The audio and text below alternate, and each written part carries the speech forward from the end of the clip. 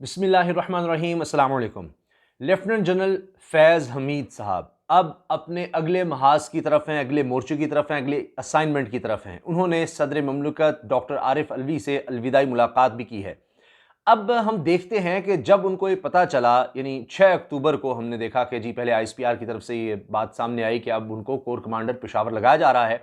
उसके बाद से लेके अब तक उन्होंने क्या कुछ किया है, यानी ऐसे लगा जैसे वो कार्रवाइयों में तेजी ले आए हैं कि जैसे जाने से पहले पहले पेशावर जाने से पहले पहले बतौर डीजीआईएसआई जितना काम हो सके, जितनी चीज़ें निपटाई जा सकें वो हम करें। दहशतगर्दों का ज़्यादा से ज़्यादा, बड़े से बड़े दहशतगर्दों का खात्मा किया जाए। अच्छा, इसी दौरान हम देखते हैं कि टीटीपी के साथ मुज़ाकरात की भी बात सामने आती है। उसमें खुद टीटीपी की तरफ से कहा जाता है जी हम पर दबाव था, यानी अफ़गान तालिबान मुश्किल में आ जाएं, हम इस वजह से हमने कहा कि जी मुज़ाकरात की तरफ आए, यानी उनके ऊपर दबाव था। तो कार्रवाइयों पर भी हमने देखा कि ज़्यादा तवज्जो दी गई। इसके अलावा उनकी क्या मसरूफियात रहीं लेफ्टिनेंट जनरल फैज़ हमीद की, वो भी देखना बड़ा अहम है। उससे बहुत सी चीज़ें वाज़ेह होती हैं कि ये फिर उसके बाद क्या करते रहे, क्योंकि इसमें कंट्रोवर्सीज भी बड़ी आ गई थी 6 अक्टूबर का कि जी आईएसपीआर की तरफ से आ गया, लेकिन फिर प्राइम मिनिस्टर हाउस की तरफ से आया कि जी अभी नहीं। फिर वो मामला 26 अक्टूबर तक इस तरह लटकता है, उस पर क्या होता है, फिर वज़ीर आज़म हाउस की तरफ से किस तरह से नोटिफिकेशन आता है, इस दौरान क्या होता रहा, उसके बाद क्या होता रहा, अफगानिस्तान के हवाले से क्या। और ये भी खासतौर पर मैं आपको बताऊंगा कि आखिर इनको पेशावर का कोर कमांडर क्यों लगाया गया है और इस बारे में क्या तज्जियाकार क्या कह रहे हैं, सीनियर दिफाई तज्जियाकार इस बारे में क्या कहते हैं। तो जनाब, हम पूरा तारीख के हवाले से चलेंगे। तो पहले अगर हम देखें तो 17 नवंबर 2021 को सदर ममलकत से डीजीआईएसआई लेफ्टिनेंट जनरल फैज़ हमीद की अलविदाई मुलाकात। इसमें सदर पाकिस्तान ने सराहा है जनरल फैज़ हमीद ने जो जिस तरह से खिदमात सर अंजाम दी हैं उनको सराहा है, और बतौर पेशावर के कोर कमांडर नए ओहदे पर नेक तमन्नाओं का इजहार किया। अच्छा, इसके बाद अगर हम आगे देखें तो इनको पेशावर में तैनात करने की वजह तज्जियाकारों की नज़र में यह है कि एक तो बतौर डीजीआईएसआई जिस तरह से अफगानिस्तान की सूरत हाल में जो अमेरिका के साथ मुज़ाकरात हुए अफगान तालिबान के, उसमें इनका किरदार रहा। और फिर हम देखते हैं कि दहशतगर्दी की कार्रवाइयाँ जो पहले कबायली इलाके होते थे वहाँ पर, फिर अफगानिस्तान का बॉर्डर है, उस लिहाज से अगर देखें तो ये बड़ा अहम था कि इनके तजर्बे से फ़ायदा उठाया जा सके। तो एक तो ये चीज़ है इनको कोर कमांडर पेशावर लगाने में लेफ्टिनेंट जनरल फैज़ हमीद को। दूसरी ये चीज़ कि वैसे ही कोर कमांड करना इनके लिए बहुत ज़्यादा ज़रूरी था, क्योंकि जो आर्मी में रूल्स नज़र आते हैं उसमें यह है कि कम अज़ कम 1 साल के लिए किसी भी लेफ्टिनेंट जनरल को अगर उसने उम्मीदवार बनना है आर्मी चीफ बनने का, तो 1 साल के उसको कोई कोर को कमांड करना ज़रूरी है, क्योंकि उससे यानी उसका एक एक्सपीरियंस इस तरह का होना ज़रूरी है। तो अब army chief general Qamar Javed Bajwa 2022 में नवंबर में रिटायर हो रहे हैं। तो अब बड़ा ज़रूरी था कि अगर ये उम्मीदवार रहते हैं लेफ्टिनेंट जनरल फैज़ हमीद साहब, तो नवंबर तक ये कोर की तरफ चले जाते ताकि उस वक्त तक इनका 1 साल मुकम्मल हो जाता। और 2022 में, नवंबर 2022 में जो 4 उसके बाद सीनियर मोस्ट जनरल्स होंगे, लेफ्टिनेंट जनरल्स होंगे, उनमें फिर अब फैज़ हमीद साहब भी होंगे। तो ये एक बड़ी अहम चीज़ है। इसके अलावा आप देखिए, ये खबर जो मैंने जिस तरह से आपसे अर्ज़ किया कि अफ़गान उमूर टीटीपी जनरल फैज़ की पेशावर तैनाती, इस हवाले से इंडिपेंडेंट ने भी एक पूरी एक रिपोर्ट छापी कि ये हमें बातें नज़र आती हैं। अच्छा, अब आ जाते हैं हम अक्टूबर में। तो जिस तरह से 6 अक्टूबर को मैंने आपको बताया कि ये बात सामने आई थी कि जनाब फैज़ हमीद साहब, लेफ्टिनेंट जनरल फैज़ हमीद को 6 अक्टूबर को आया कि जिनको कोर कमांडर पेशावर तैनात किया जा रहा है, और आईएसआई के डायरेक्टर जनरल वो 2019 में तैनात हुए थे, और आईएसपीआर ने ये कहा था कि जी फ़ौज में मामूल के तकर्रुर तबादले हुए हैं। उसमें फिर नदीम अंजुम साहब का भी नाम आया था कि उनको इनकी जगह पर लाया जा रहा है, लेफ्टिनेंट जनरल नदीम अंजुम को। लेकिन वो फिर मैंने जिस तरह आपको बताया कि वो मामला फिर दूसरी तरफ चले गए कि जी अभी प्राइम मिनिस्टर हाउस से कुछ तकनीकी मामला थे, उस तरफ मामला गए। अब आप देखिए कि 6 अक्टूबर के बाद जब इनको पता चल जाता है कि अब इन्होंने जाना ही है, बीच में तो ज़ाहिर है कि जो चीज़ें आई, लेकिन डिसिप्लिन जो फ़ौज का है इन्होंने उसी को फॉलो करना था, जाना तो था। तो फिर आप देखिए कि 13 अक्टूबर को बीच में बहुत सी कार्रवाइयाँ हुई हैं, दहशतगर्दों को मारा गया है, लेकिन 13 अक्टूबर को पाकपतन में सीटीडी की कार्रवाई में 3 दहशतगर्द मारे गए। और ये एक यानी सीटी तर्जुमान ने बताया कि जी ज़ेर हिरासत मंजूर नामी दहशतगर्द की निशानदेही पर पाकपतन में छापा मारा गया, जिस पर इलाके में पनाह ले लिए हुए दहशतगर्दों ने सीटीडी पर हमला किया, और फायरिंग के तबादले में 3 दहशतगर्द हलाक हुए।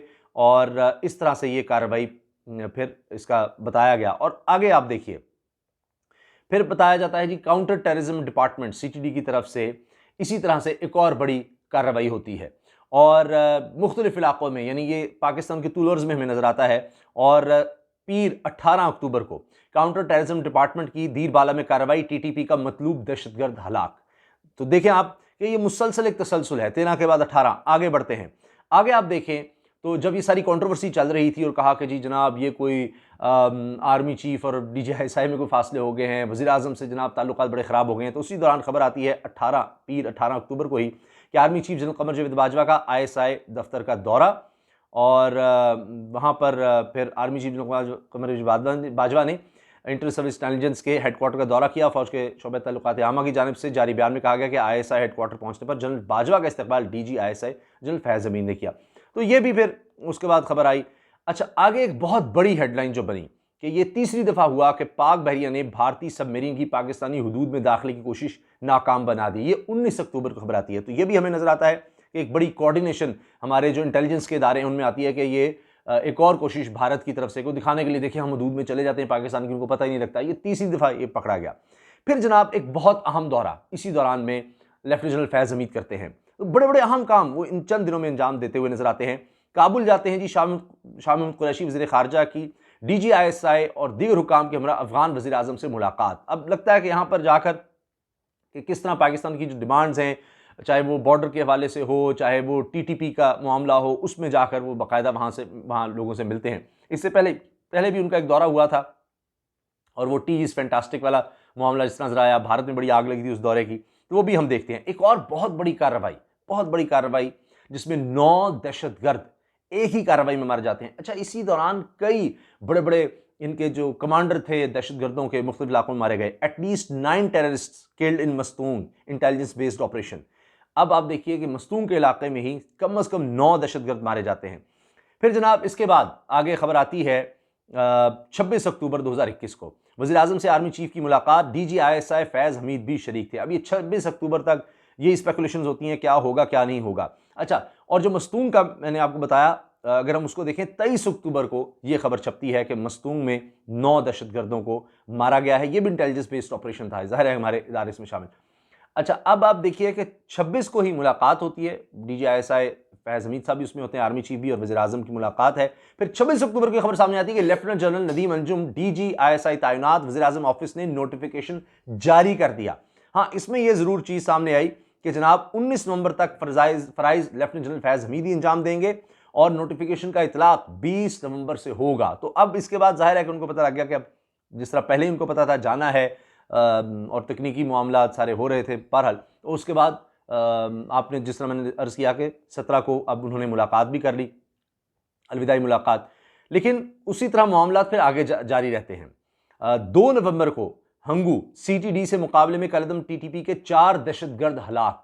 तो आप देखिए कि ये हमें रोज़ाना मिलता है कि दहशतगर्द का कार्रवाई तेज़ी आई, और इस तरह हम देखते हैं कि अल्हम्दुलिल्लाह जो दहशतगर्द हैं उनके कई मनसूबों को नाकाम बनाया गया। मुल्क में अमन हमें पहले से बेहतर नजर आता है। फिर खबर आ जाती है जनाब 5 नवंबर 2021 आरजी जंगबंदी के लिए हुकूमत और कालेदम तहरीक तालिबान पाकिस्तान में मुफाहमत। तो इस लिहाज से जनाब फिर पता लगता है जी 1 महीने के लिए जंगबंदी और इस तरह की बातें। फिर आगे इंसदादे दहशतगर्दी फोर्स यानी CTD जिसको कहते हैं, उस फोर्स की चकवाल में कार्रवाई, दहशतगर्द गिरफ्तार। ये खबर आई है जनाब 9 नवंबर को 2021, 9 नवंबर को इस तरह से। तो ये कार्रवाइयाँ दहशतगर्दों के खिलाफ हम देखते हैं कि मुसलसल जारी रहती हैं और आगे मामलात इसी तरह से बढ़ते चले जाते हैं।